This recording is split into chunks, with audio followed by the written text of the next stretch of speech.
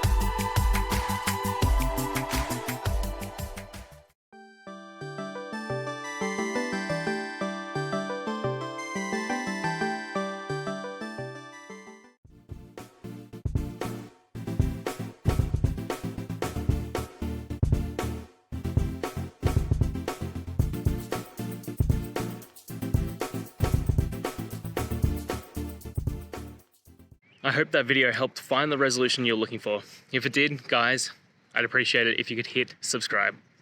Until the next time that you need more technical help, I hope you have a good one. Cheers.